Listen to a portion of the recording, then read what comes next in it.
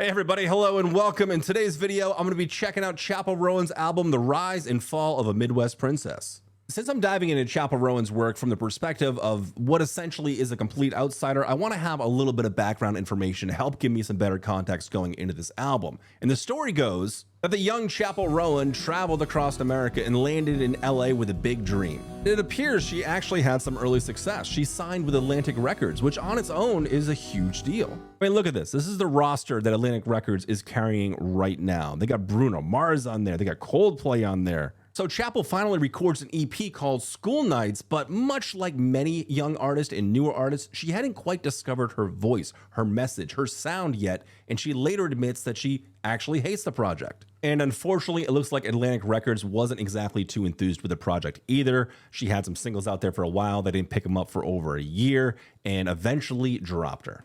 And soon after, her and her boyfriend broke up. It was a relationship of 4+ years, and that must have been devastating. So with her boyfriend gone and her label gone, she decides to go back home. She decides to go back to Missouri and kind of start over. Then this poor girl gets home, and then bam, COVID happens, everything's shut down, we're all gonna fucking die. Oh, talk about a string of bad luck. So after what I would imagine is her picking up the pieces of her life and starting over again, she gets a glimmer of hope because her producer that she worked with out in California, Dan Nigro, I think is his name, he still wants to work with her. He sees something special in her, and they decide to put together a full-length album. What's cool about Dan is he also owns a record label, and he decides to place Chappell on this record, Island Records, and they've released this first album we're about to experience right now, The Rise and Fall of a Midwest Princess.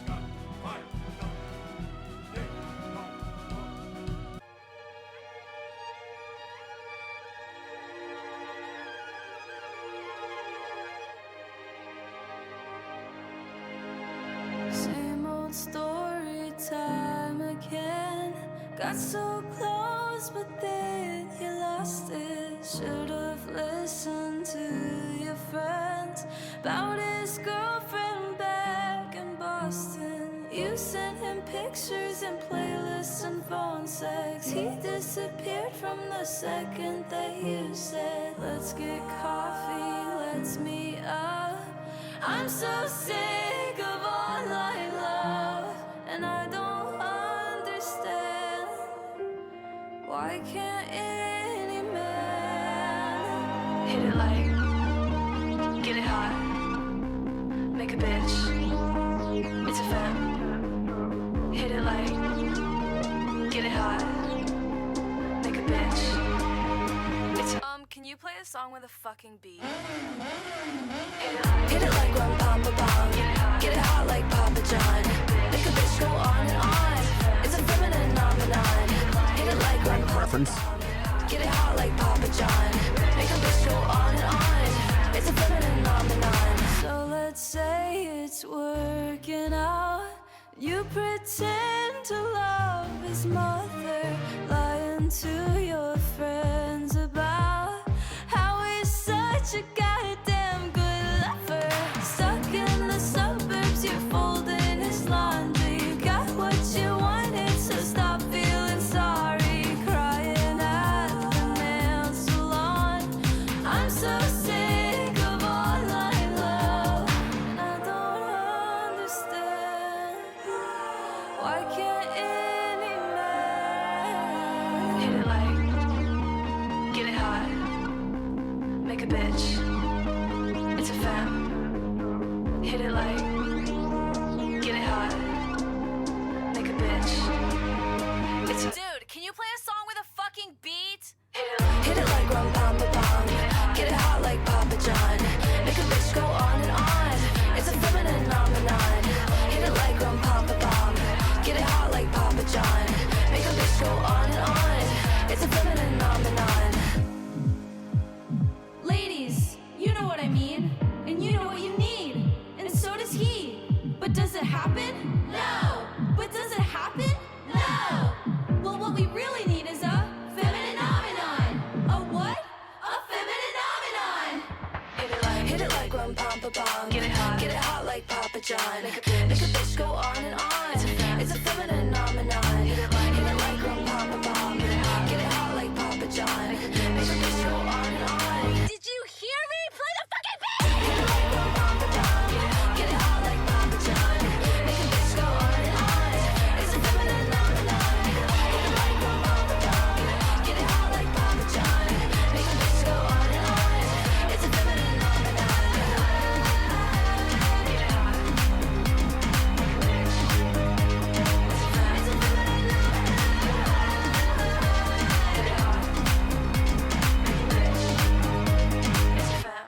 FOMON starts the album off with a bang. It starts it off in almost a theatrical way with the slowly creeping synths. It just feels almost operatic in its approach. It quickly turns to pop. It's somewhat campy. It's definitely an anthem, but the lyrical content we have here is actually pretty dense. Now, I'm not sure if Chappell's referencing the same relationship. I would imagine it is because she's fairly young and she was in this relationship for 4 years. Apparently, a lot of the same things were happening. Her friends were warning her, and she's even saying here, you know, I should have listened to my friends about your girlfriend back in Boston, so there's some infidelity going on. So with this guy also having another girlfriend back in Boston and her talking about hating online love, I'm led to believe that this is probably a long distance relationship or some sort of relationship that revolves around a cell phone. She references sending him pictures and, you know, just kind of having communications that way.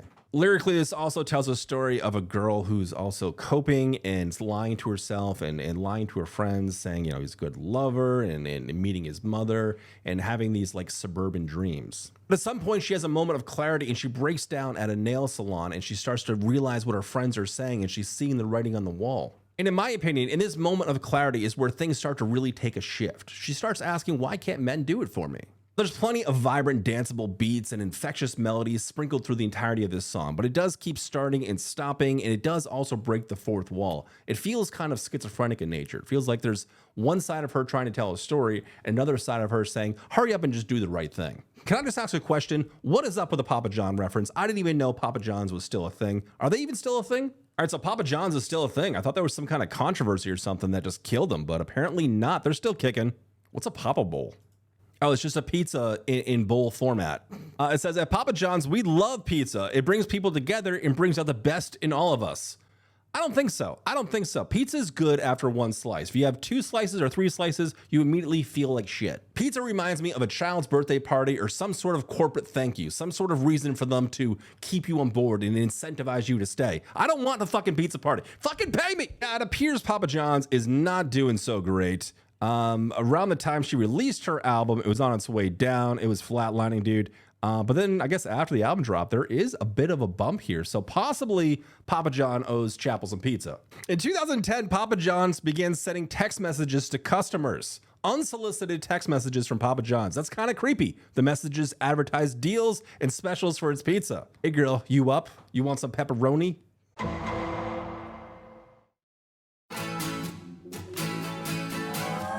She was a playboy, Bridget Bardot. She showed me things I didn't know. She did it right there, out on the deck. Put her canine teeth in the side of my neck. I'm in the hallway waiting for ya. Mini skirt and my go-go boots. I like this. I just want you to make a move. So slow down, sit down, it's new. I just wanna get to know ya. Guess I didn't quite think it through. Fell in love with the thought of you. Now I'm choked up, face down, burnt out. Baby, why don't you come over? Red wine supernova, falling into me. Let's pick it up now. I don't care that you're a stoner. Red wine supernova, fall right into me. I like what you like, long hair, no bra, it's my type. That's right. Mine too. You just told me, want me to fuck you, baby. I will, 'cause I really want to. I just wanna get to know ya. Guess I didn't quite think it through. Fell in love with the thought of you. Now I'm choked up, face down, burnt out. Baby, why don't you come over? Red wine supernova,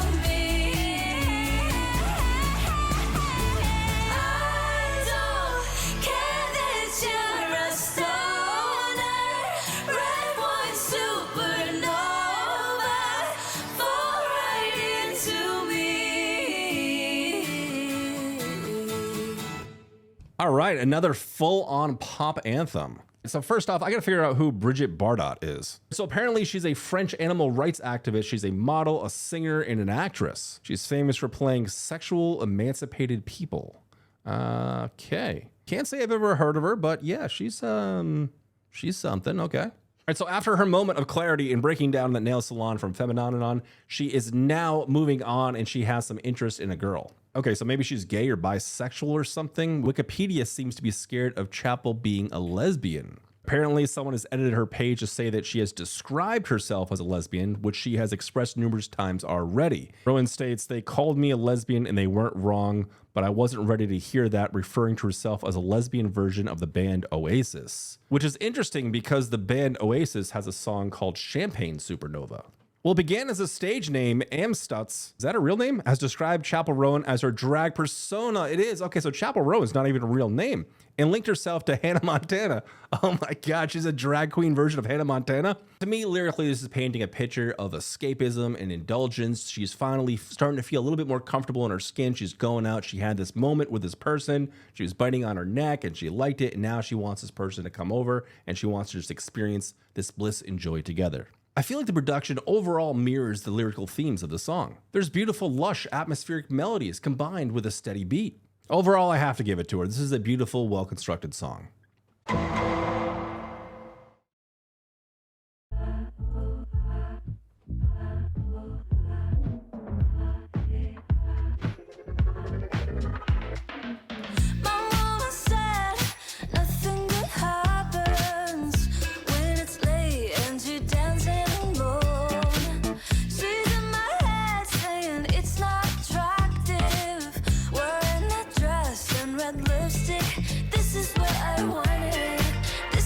Baseline. I've been a good girl for a long time, but baby, I like flirting. I love her by my side. Could be a good girl, even if I tried. 'Cause after midnight, I'm feeling kind of freaky. Maybe it's the club lights. I kinda wanna kiss your girlfriend if you don't mind. I love a little drama. Let's start a bar.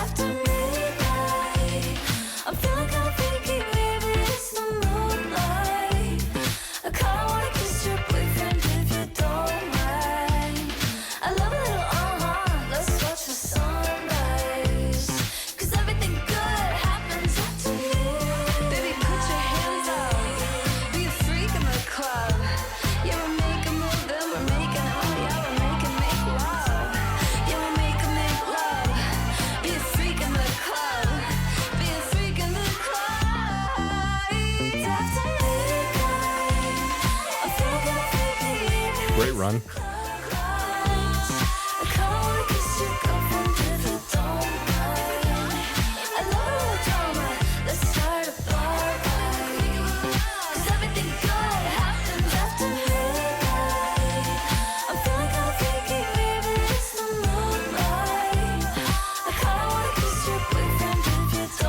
Almost a whistle note.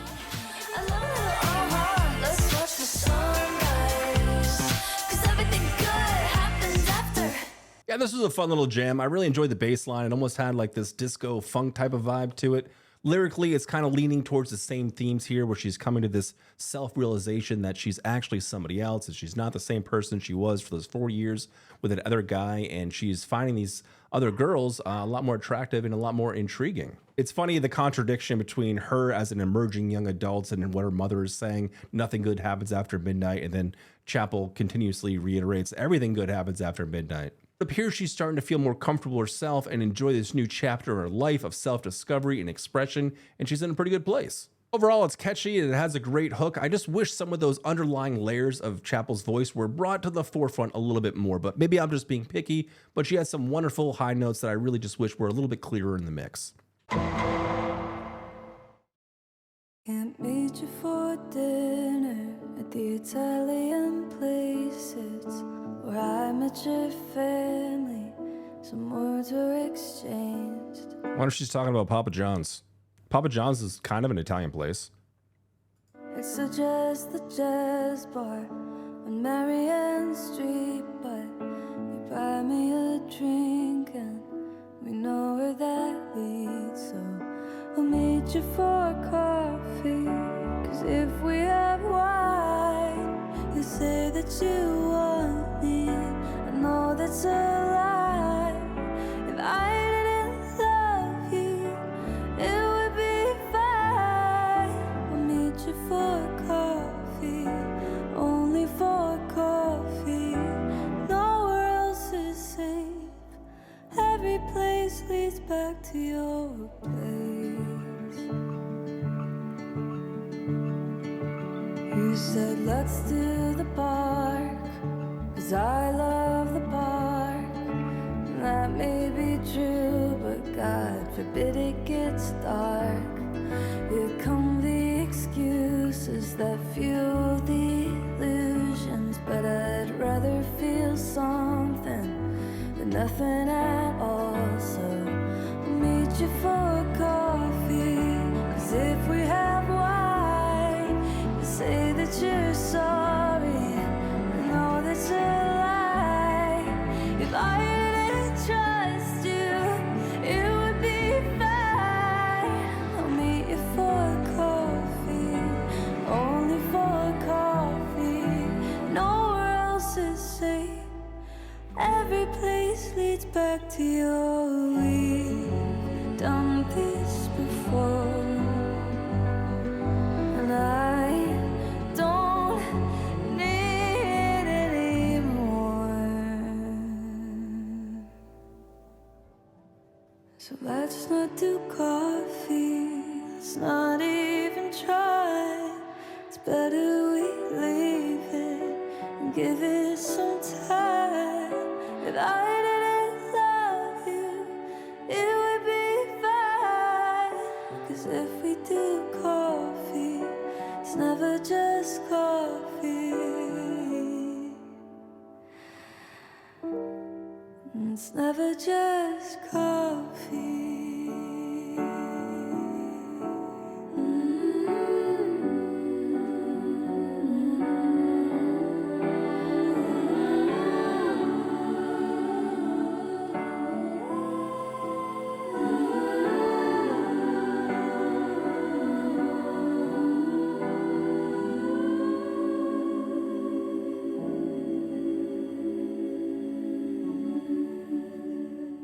This song was beautiful for multiple reasons. You know, first off, just the simplicity of it all. You know, this isn't a song that has a lot of production and a lot of quirky kind of campy things happening in the background. It's not a building anthem or anything. It's really just defined sonically in the simplicity of the piano, some light cinematics in the background, and her vocals in the forefront. And the expression we're getting from her vocals is showing some honest desperation. It's showing some anxieties, and it just feels real and it feels natural. The lyrics vividly depict a couple's attempt to navigate their emotional complexities while avoiding deeper connections that could rekindle certain emotions, rekindle things that she knows are not real. She emphasizes that this interaction has to be something casual. It has to be coffee. It can't be dark. You can't come back to my place. She doesn't know if she can control herself, and she doesn't know if she can trust him to control himself, or if it's just a lie.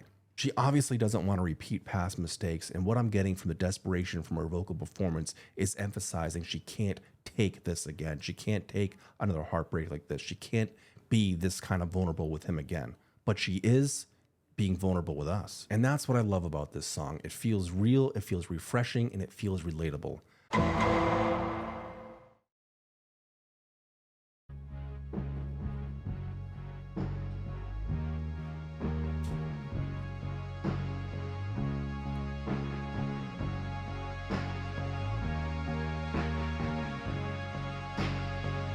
My friends call me a loser, 'cause I'm still hanging around. I've heard so many rumors that I'm just a girl that you bang on your couch. I thought you thought of me better, someone you couldn't lose. You said we're not together, so now when we kiss I have anger issues.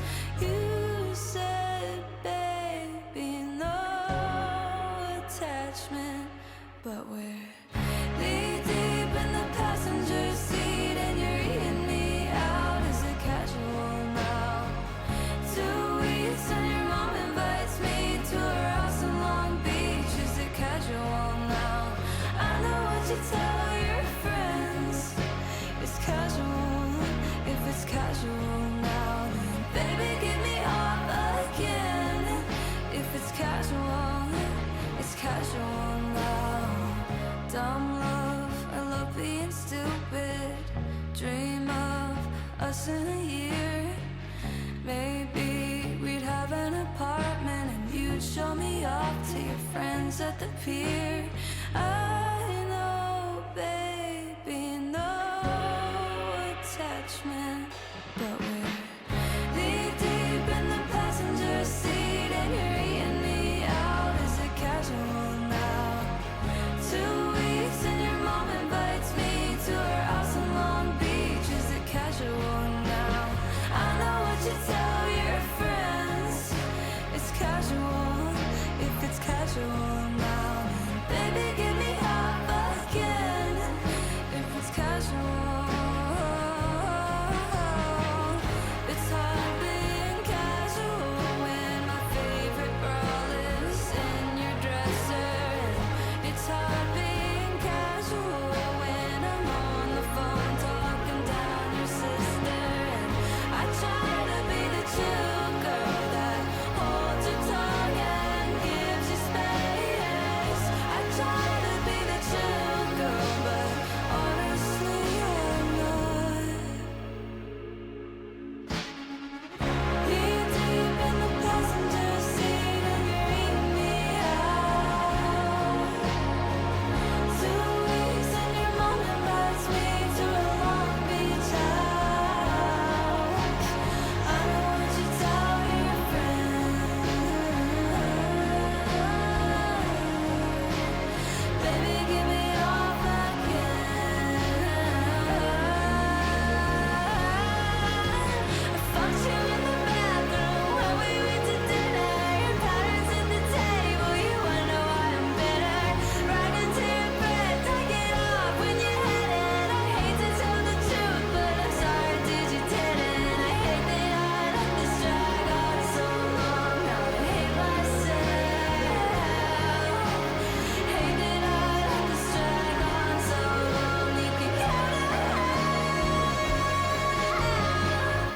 Casual is lush and atmospheric. It's got a beautiful swell. It actually pays off at the end. It's got great driving force, and vocally, it's phenomenal. And as much as I enjoy the overall fidelity, lyrically, it's even better. I could be wrong, but lyrically, this feels like a precursor to even the first track on the album. Even the first line on this song is, "My friends call me a loser," possibly a callback to the original song where she says, "I should have listened to my friends." It appears Chappell is still coping and in that denial stage. She wants to be that easy breezy girl, and she's trying to make it real convenient and real easy for this guy. Meanwhile, she's daydreaming of what their life can eventually be like. The relationship is supposed to be this casual thing, but it's anything but. I mean, she's talking with his sister, talking her down. I mean, she's probably going through some stuff, and Chappell's lending a friendly ear and trying to help her in some kind of way. She's talking with his mother, being invited to her house in Long Beach. Like, if it's casual, you know, if it's just this casual little hookup thing, you don't normally get intertwined with the family, but it is happening here. And there's these very sexual, explicit things that are happening in these moments that she's wondering, like, is this casual? Like, we're doing all this stuff together. I'm with your family. I'm seeing these things. Like, you got to be emotionally invested at this point. But she wants to be a part of this guy's world. That's why she's fantasizing about hanging out with him and his friends at the pier. It's obvious that he's using her. I mean, they're going off into the bathroom and having sex at his parents' house and just coming out, and she's obviously upset about that. He's gloating to his friends saying, look, I hit it. And because of this fantasy, this denial that this relationship is going to go somewhere, they're going to have some kind of life, she's left angry. She's left angry and hating herself, and also eventually hating the guy. But it's gone on way too long. You know what they say, never waste a Friday night on a first date. But there I was, in my heels with my hair straight. And so I take him to this bar. This man wouldn't dance, he didn't ask a single question. And he was wearing these fugly jeans. I feel attacked. He doesn't have what it takes to be with a girl like me.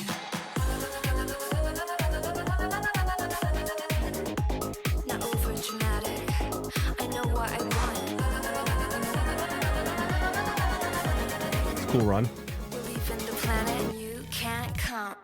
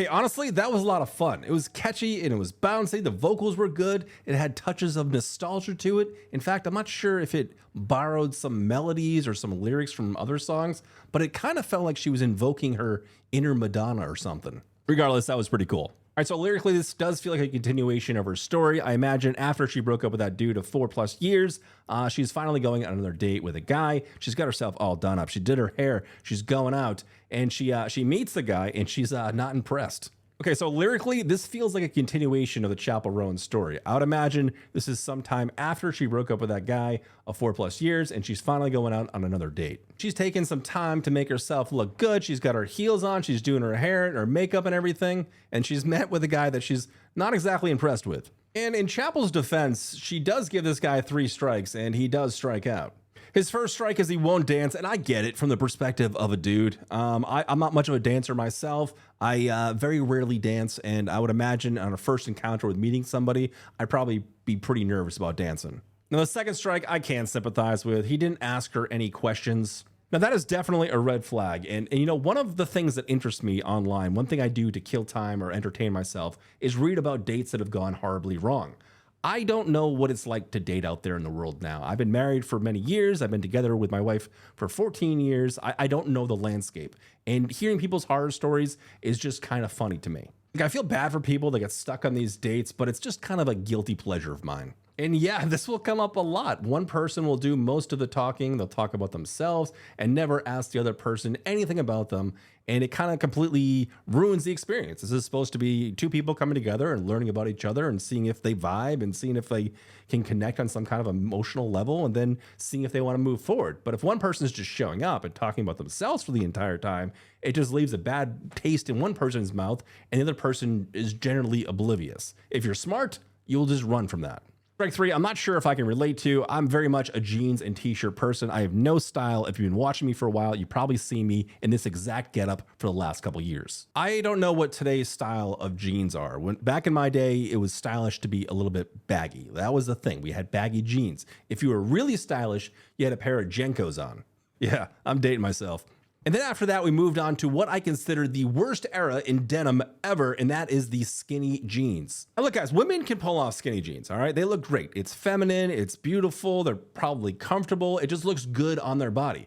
When men wear skinny jeans, it just does something to my insides. I don't know what it is, but it makes me feel uncomfortable. Look, I'm no fashion police, all right, so wear whatever the hell you want, but what are today's jean styles? What would classify as fugly jeans? What is interesting is it does appear the style of baggy jeans is coming back. What I'm truly hoping for is this style coming back, the Canadian tuxedo. Oh, the date's not going well, and Chappell realizes, wait, I'm out of this guy's league anyway. Why am I even entertaining the idea of being with this person? There's this girl over there that's just owning it. I imagine she's out there, she's dancing, she's having fun, she seems carefree, and I'm imagining she's thinking, hey, I want that. I want to be out there and having fun and be carefree. And while we're at it, she's kind of hot. She ends up drinking and getting high and dancing and making out with this girl and having a great time. And it's honestly a great thing because there's no coping here. There's no self-denial. There's no fantasizing about a life that was never going to come to fruition. She can just be out there and have fun and explore who she is. And as quirky and as punchy as the whole song is, at its core, it's actually kind of a wholesome thing. She can just be herself. She can just go out and have fun. She doesn't have to pretend anymore. 5, 6, 7, 8.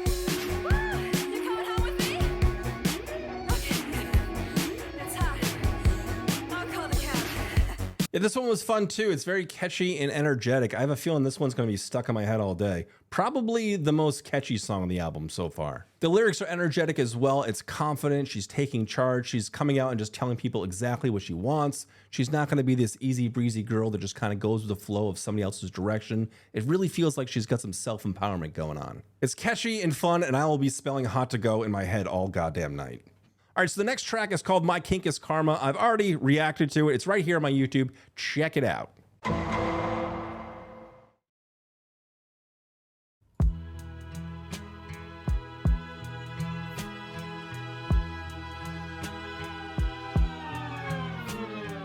Draw the blinds, light every candle, slip off my pretty dress down my chest when I think of you.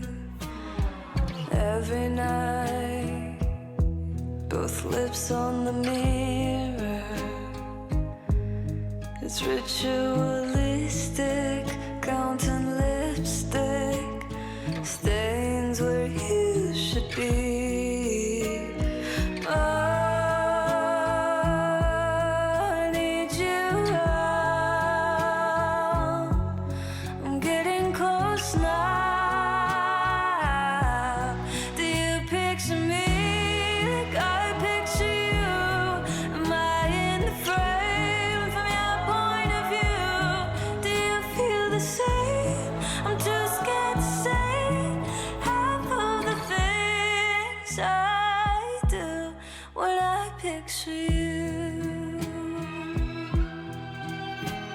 So tell me now, all your perversions. Am I doing research in a mini skirt at the library in your hometown? Oh, I need you around. I'm getting close now.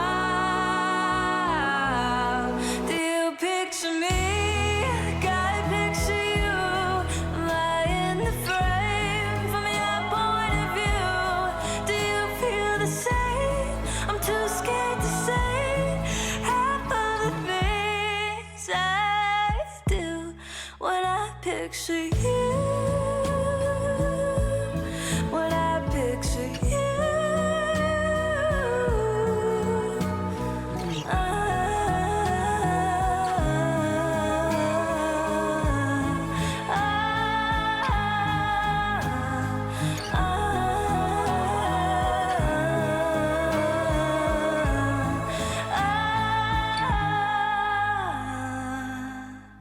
do you picture me like I picture you? Am I in the frame from your point of view? Do you feel the same? I'm too scared to see half of the things I do when I picture you. Yeah, this was cool, man. It's like a country love western. This is easily one of Chappell's strongest vocal performances on the album. The layering and the high notes, it felt somber but sweet. It was beautiful, man. And lyrically, this one is black and white. She's obviously interested in somebody and is painted a certain picture of, you know, who she is and how she holds her to a certain regard and the things that she does. And she obviously cares for this person, and she can't help but wonder, do you picture me like I picture you? Are you thinking the same way about me that I'm thinking about you? It's actually really sweet.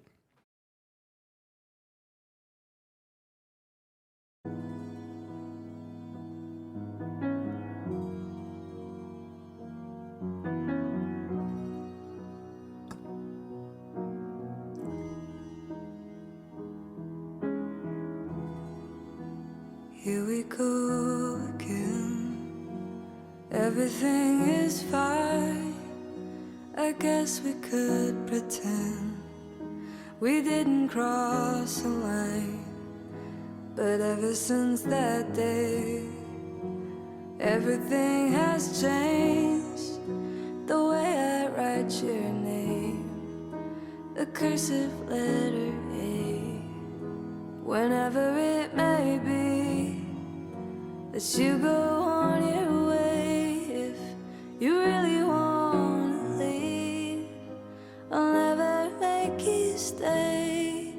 Whatever you decide, I will understand, and it'll all be fine. Just go back to being friends.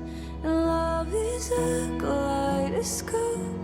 How it works, I'll never know.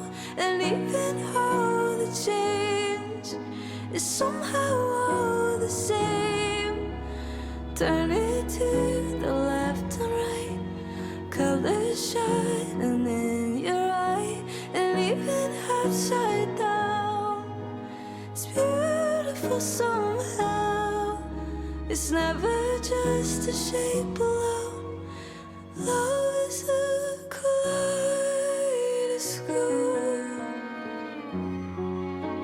It's really touching.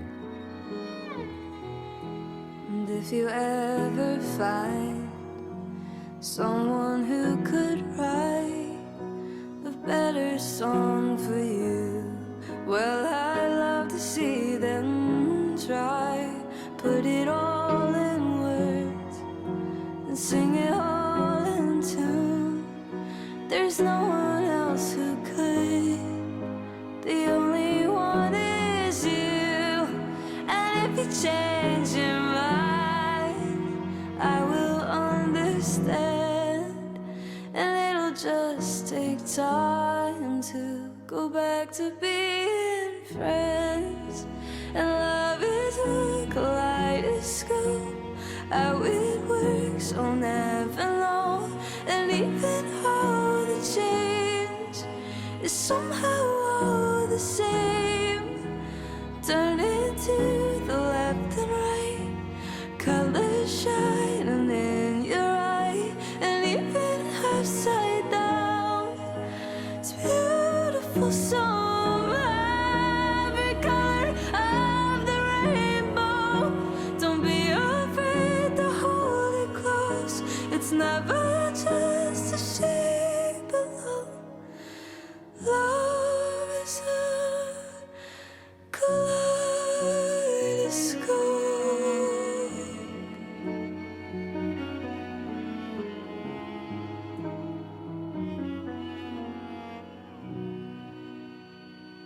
Another really strong vocal performance from Chappell on this one. So for the most part, I believe love is universally understood, yet it's incredibly difficult to explain. However, this song does a good job of doing it.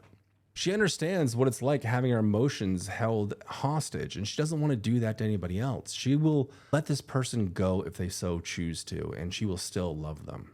This feels like a real turning point on the album. This isn't exactly talking about infatuation. This isn't about, exploring the ideas of how fun different sexualities can be. This is talking about that fundamental thing that connects everybody, no matter what your gender is, what your race is. We all understand love. And I think it's something, obviously, we all can relate to. But yeah, she's fallen for somebody, and she's talking about unconditional love here. And honestly, it's beautiful.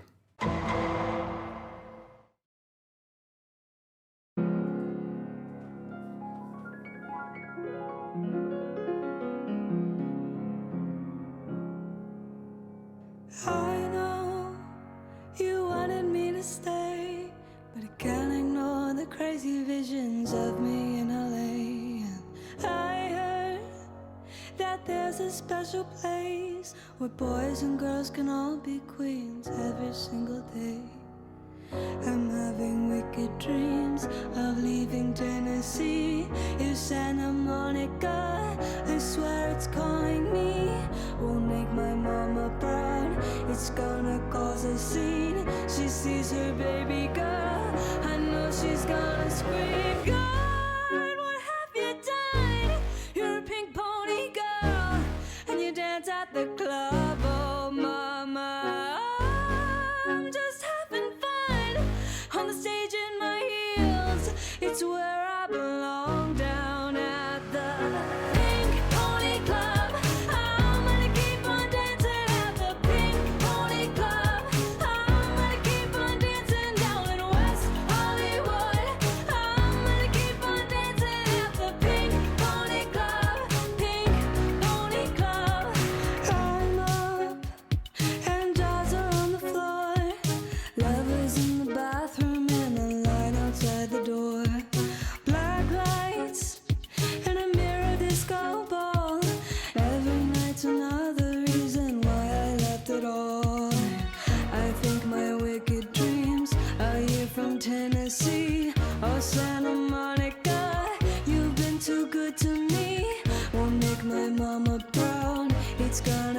the scene. She sees her baby girl. I know she's gonna scream. God, what have you done?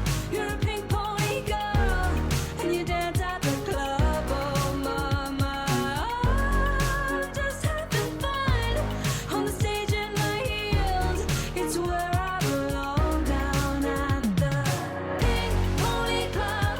I'm gonna keep on dancing at the pink pony club. I'm gonna keep on dancing down in West Hollywood. I'm gonna keep on dancing at the pink pony club. Pink pony club.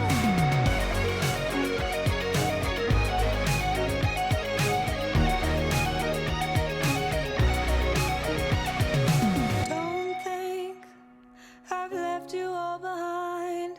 Still love you in Tennessee. You're always on my mind. And mama, every Saturday I can hear your southern drawl 1,000 miles away, saying, God, what have you done? You're a pink pony girl, and you dance at the club. Oh, mama, I'm just having fun on the stage in my heels. It's where I belong, down at the pink pony club. I'm gonna keep on dancing at the pink pony club.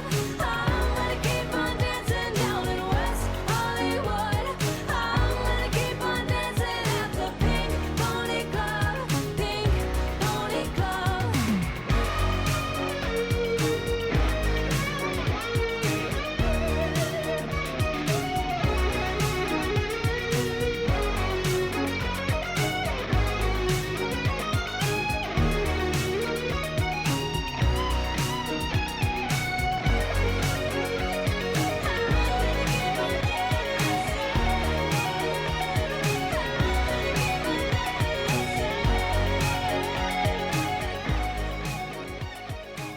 So this feels less about her coming to terms with her own identity and her own self, and more of her sharing the story of what her mother thinks of all of this, of her leaving and going halfway across the country and dancing at what I would imagine is a gay bar, the Pink Pony Club, and her saying, look, this is what I want to do. I know you might not approve of it, and her actually being out there, but her still hearing, you know, possibly like a conservative side of her mother out in the Midwest. I'm just imagining.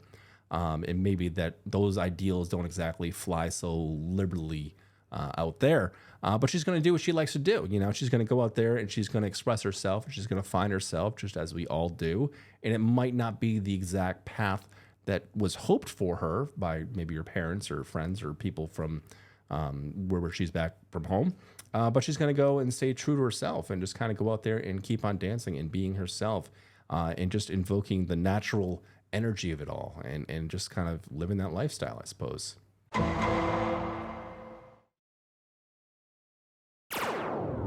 You starting off with a laser beam sound effect?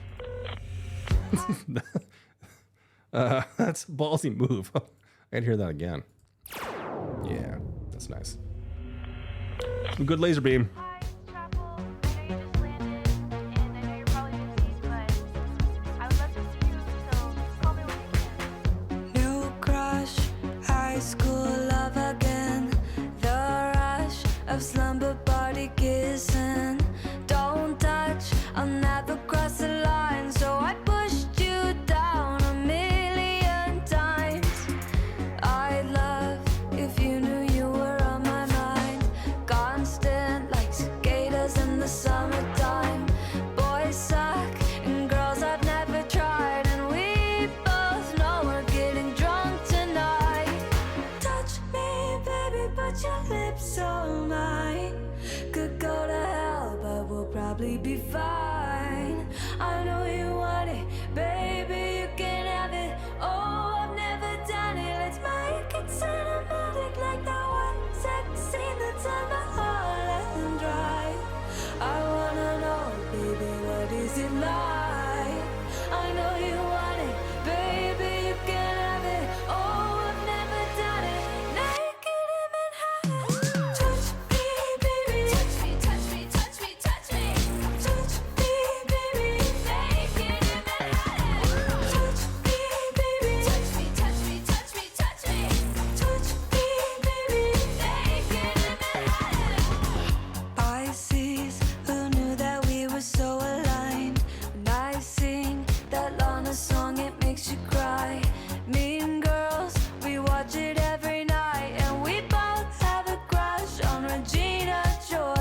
hell's Regina George? Love beach and ice cream, bedazzled Chanel rings.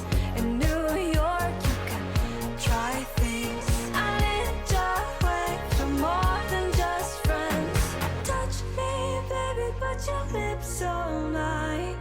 Could go to hell, but we'll probably be That girl? fine. I know you want it, baby, you can have it. Oh, I've never done it. Naked in Manhattan. Touch me, baby. Touch me, touch me, touch me, touch me. Touch me, baby. Naked in Manhattan. Touch me, baby. Touch me, touch me, touch me, touch me. Touch me, baby. Naked in Manhattan.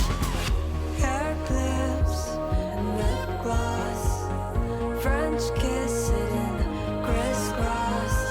But don't try, then it's my loss. I need your way from more than just friends. Touch me, baby. Touch me, touch me, touch me, touch me. Touch me, baby. Naked in Manhattan. Touch me, baby. Touch me, touch me, touch me, touch me. Touch me, baby. Naked in Manhattan. Won't you fucking touch me? I just want to touch you. I want all of your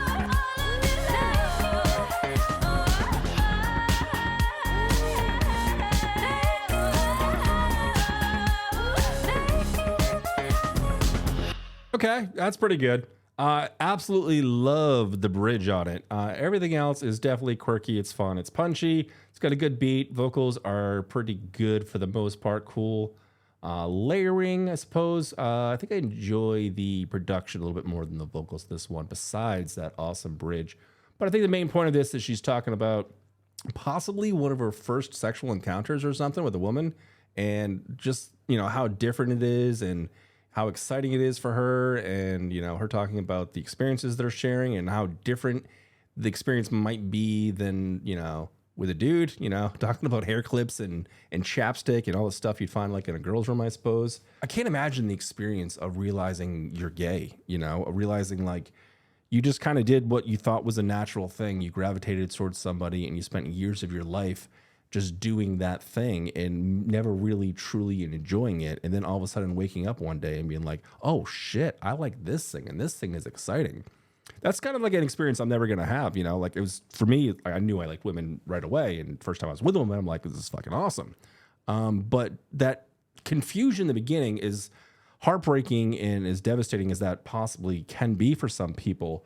It must still be unique, you know, having that kind of like aha moment of like, fuck, this is not what I like. I like this thing. And then finally it happening, and realizing, you know, that you could enjoy, those sort of like, you know, sexual connections, and it means more, and it's like, or it just feels better, or I don't know what it is, but I mean, that's gotta be something. I mean, I can only imagine that experience of like, oh fuck, it's this. Anyway, I think that's what she's talking about here, you know, and I think that's where the excitement's coming from. And, you know, her saying, you know, touch me, and the excitement and everything building and everything. And that's why this feels like a first kind of like sexual experience that she might be having. I could be wrong, but that's just kind of how it feels to me. I stretched myself across 4 states, new lands, West Coast, where my Her tone is different. dreams lay. I trade amber clay roads for the sea foam and the endless sun rays. 'Cause I was never told that I wasn't gonna get the things I want the most. But people always say if it hasn't happened yet, then maybe you should go. Come get me out of California. No leaves are brown. I miss the seasons in Missouri. My dying down. Thought I'd be cool in California. I'd make you proud to think I almost had it going, but I let you down.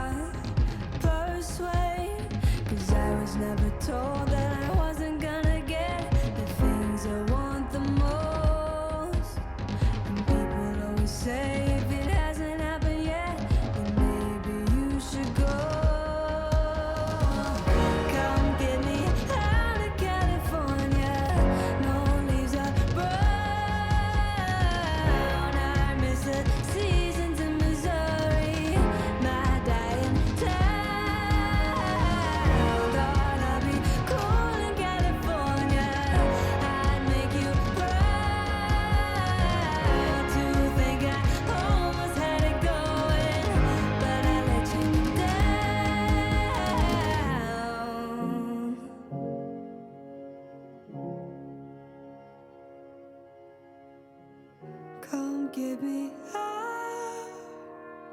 Come give me out. Come give me out.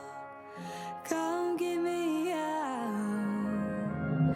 Come give me out of California. No leaves are brown. I miss the seasons in Missouri. My dying town. Thought I'd be cool in California. I'd make you proud to think I almost had it going, but I let you down. So in California, she talks about her journey and kind of the failure and being homesick. She talks about what it was like and stretching herself across 4 different states and being out there and, you know, trying to be proud of herself, make other people proud of her as well, and really just make it. And unfortunately, we know the story, what happened. We know that, you know, she lost her boyfriend and her label dropped her and everything. And she was getting very homesick. You know, she was missing her dying town. She was missing the seasons. She was missing Missouri. And at the end, she really just wants to be taken back home. I guess that's the dichotomy of Chappell Roan as a whole. You know, I mean, one part of her wants to be out there. She wants to be at the Pink Pony Club and she wants to be dancing and discovering herself and just growing into herself. But another part of her just misses kind of her humble roots. She misses the season. She misses her dying town and, you know, maybe the people, maybe your family or whatever. And at the end, she just doesn't want to let anybody down, but she also wants to be at home.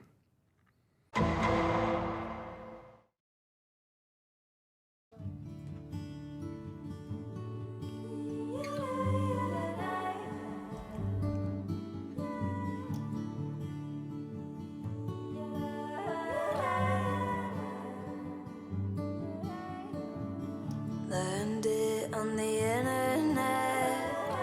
Wheels turning in my head. Think back to what you said, and I turn red. I'm turning red. Wild thoughts that make me melt. Good at below the belt.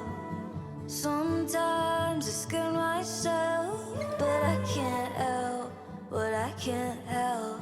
So shame on me and shame on you. I fantasize what we would do, and I would hear taste and the way you move. But some good girls do bad things too. I want this like a cigarette. Can we drag it out? That is jarring. Oh my God, you are heaven sent with your dirty mind. Yeah, you're perverted. You give me guilty, guilty pleasure. You give me guilty, guilty pleasure. Feels like pornography. Watching you try on jeans. You're a butthead, you're a cinephile. It's been a while since you turned up the dial, so shame on me. She's talking to the same person from Red Wine Supernova. Says what we would do, and I wouldn't taste the way you move. Some good girls do bad things too. I want this like a cigarette. Can we drag it out and never quit? And oh my God, you are heaven sent with your dirty mind. Yeah, you're perverted. You give me guilty, guilty pleasure. You give me guilty, guilty pleasure.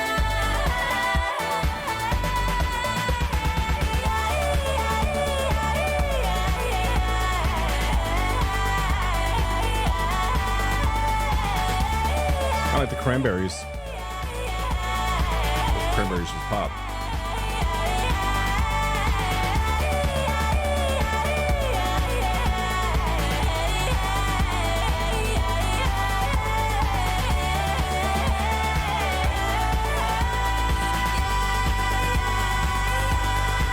You give me guilty, guilty pleasure.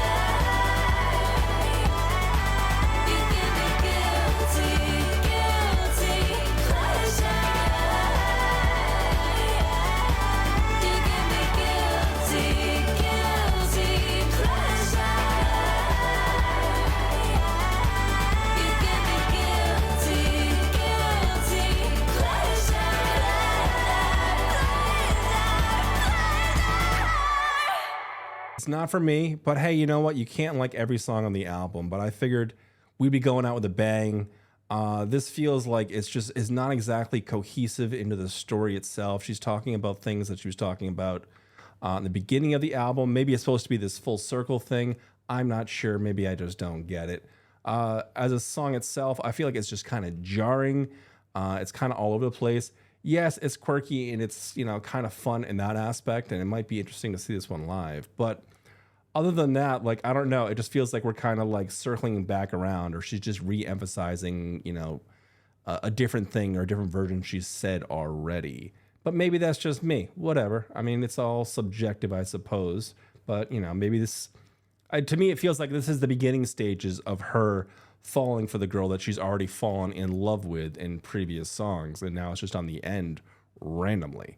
But whatever, you know, it's not horrible or anything. It's just I was hoping the album would go out with a bang, and it just kind of fizzled for me.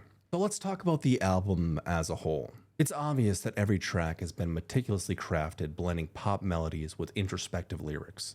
And the rich production not only emphasizes Chappell's voice, but also highlights emotional anchor points in the songs. I believe Chappell captures the complexities of emotional growth. She explores identities, insecurities, and vulnerabilities, albeit all while being a little bit cheeky and kind of fun. But I feel like in doing so highlights some of the triumphant moments on the album. It's a chaotic balance for sure, there's no doubt about that, but there is a balance to all of this. There's plenty of empowering highs, but there's also some lows as well. And the narrative walks that line and keeps that balance, while at the same time, it kind of keeps it cheeky and fun. And as chaotic as this album sometimes seems, at its heart, it's true, raw, authentic storytelling. And in that aspect, it absolutely nails it. Yes, oftentimes this album felt a little cheesy and a little bit sarcastic, but I think that's kind of the fun of this album. You don't know if the next song is going to be an emotional ballad or a jarring up-tempo pop tune that's guaranteed to be stuck in your head all night. As chaotic as this album sometimes is, it's still an absolute joy to go through. It feels fresh and new. It feels like there's a new artist pumping fresh blood into the pop ecosystem, and I'm truly excited to see where she goes next. Anyway, I hope you enjoyed today's video, and if you did, please consider liking and subscribing, and I'll see you all in the next one. Bye now.